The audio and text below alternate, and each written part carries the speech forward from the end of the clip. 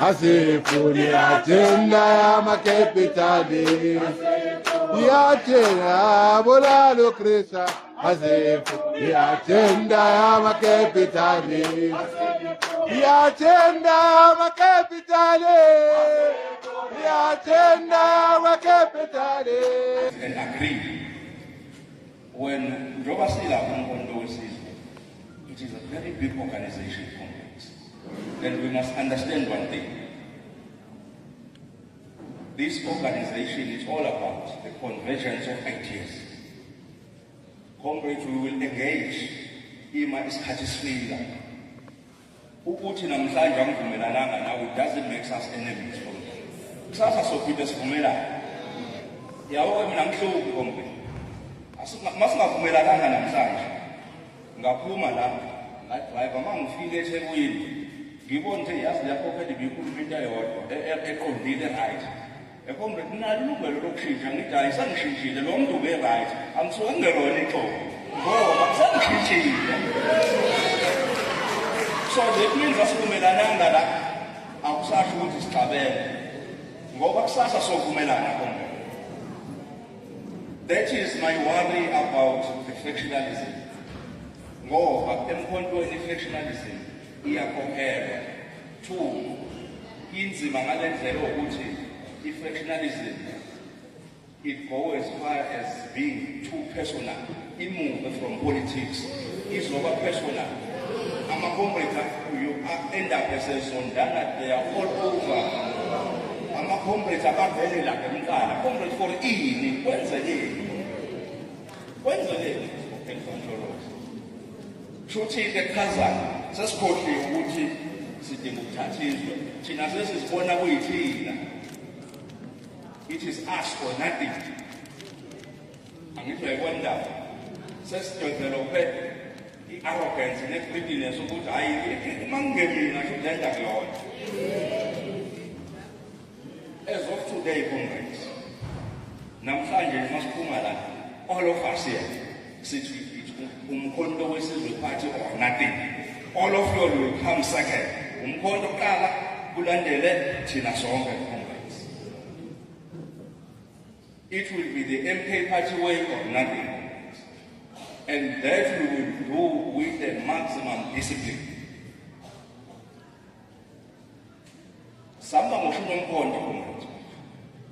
So therefore, if you are inspired to be a good leader, then you need to know what at times in politics is happening is cutting, or let me sacrifice, let me compromise. For the sake of the organization,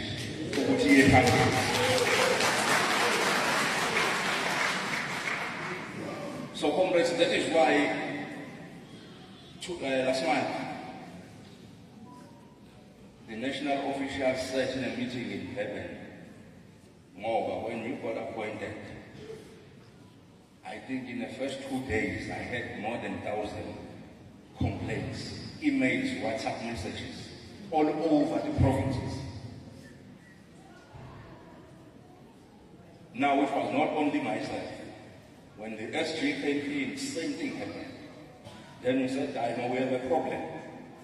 Siyabona abantu bomkhondo baningi kodwa manje bonke beza with complaints. Now comrades, sekumele ke sakhe kahle this organization. Umbutho wabantu comrades.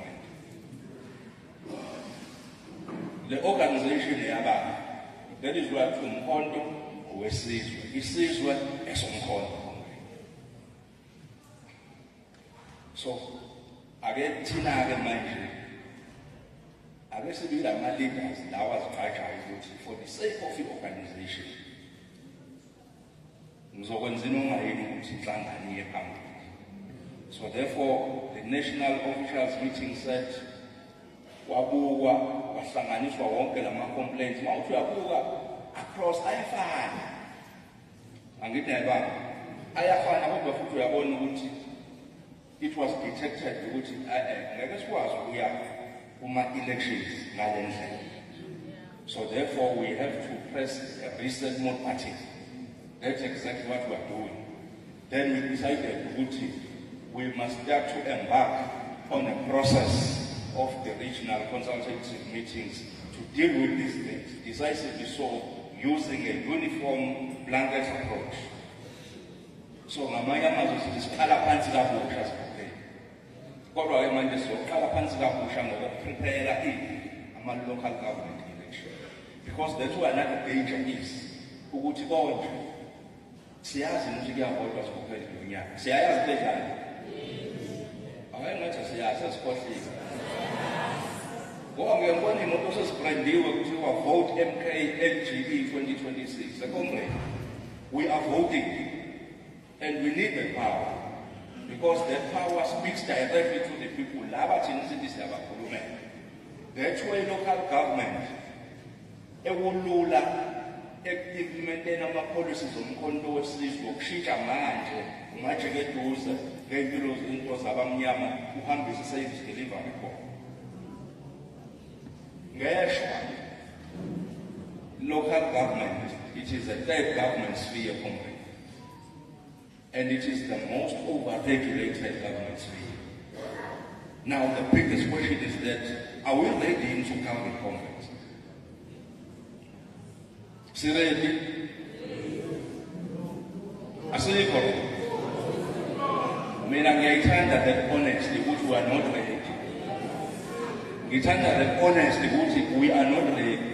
Kodwa engabeni ready kulelela kunina futhi ekubeni ready futhi kulelela kunina. I don't know whether comrades you understand the power that you possess. Comrade kuthiwa nakho amandla kemasebenzi okay. Amandla la kunina comrades.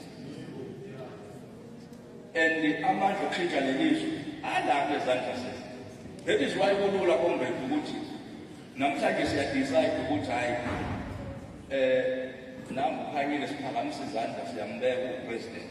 Leti lula ifundelwa kombe isandla ngamjabo mase sidecide futhi ngamandla ethu siyazehlisa izandla sambe sosiphakamisa kunani sithi nazizandla. So that's the power that we have. Why don't we use it correctly, comrades? Sinawo lawo mandla. Now we are approaching this election and we need to be more than ready. And we got to start now. And we will be ready. Moreover, from the side of the organizational leadership, they will give you a resources to select. They will negotiate. As members of you need to be ready because we need to govern these municipalities. Comrades, kumele sishintshe intanga-toilet 28 million akhiwa la emakasela comrades. Nihlala kanjani endaweni enjalo? No, we need to change the thing and we need to take over.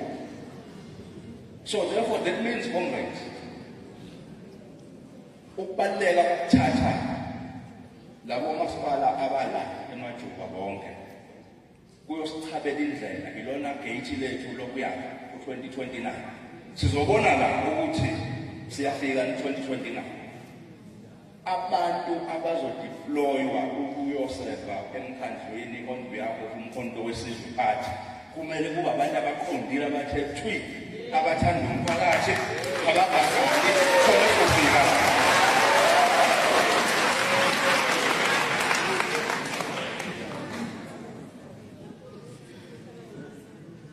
Comrades, ngiyazi abanye bethu abasebenzi, kodwa I can tell you umkhonto wesizwe uzokwenza kanjani. Le nto local government inamathuba amaningi ahlukene. It's not about all of us kumele sibe ama-councillors. Futhi ke mina-ke senginesikhashana ngiyikhansela ngiyilodwa sengikhansela ngisafuna. Uyayibona indlela enginkinga ngayo ngoba anginisabisi kodwa akudlalwa lapha akudlalwa akuye kuyayo.